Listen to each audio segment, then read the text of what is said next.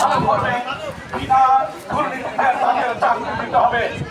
এইভাবে তারা একটা মেধাভিত্তিক পরিবেশ, মেধাভিত্তিক সমাজ গঠনের জন্য তারা এই আন্দোলনটি করেছে। এই জন্য আমাদের অবশ্যই সেই মেধাবী ছাত্ররা যারা মেধাভিত্তিক সমাজ এবং মেধাভিত্তিক সকল সিদ্ধান্ত তারা চেয়েছে, তাদের আমরা স্বাগত জানাই।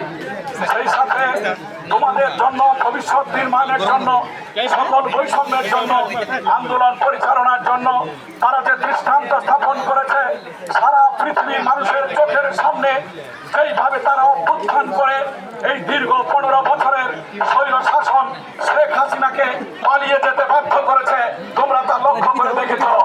কিভাবে তারা কেমন করে পিছন দরজা দিয়ে হেলিকপ্টার করে বিদেশে পালিয়ে গেছে, সেই সাথে সকল মন্ত্রীরা পালিয়ে গেছে, এমনকি পার্লামেন্টের এমপিরা পর্যন্ত পালিয়ে গেছে। কারণটা কি? তাদের পালাতে হলো কেন? তাদেরও তো স্বাধীন দেশ। হ্যাঁ, তারা পালিয়েছে এই কারণে আমাদের শত শত ছাত্রদের হত্যার সঙ্গে তারা জড়িত রয়েছে।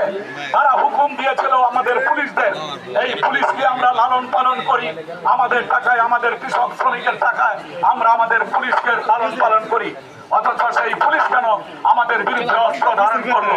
পুলিশ কেন আমাদের হত্যা করলো? কেন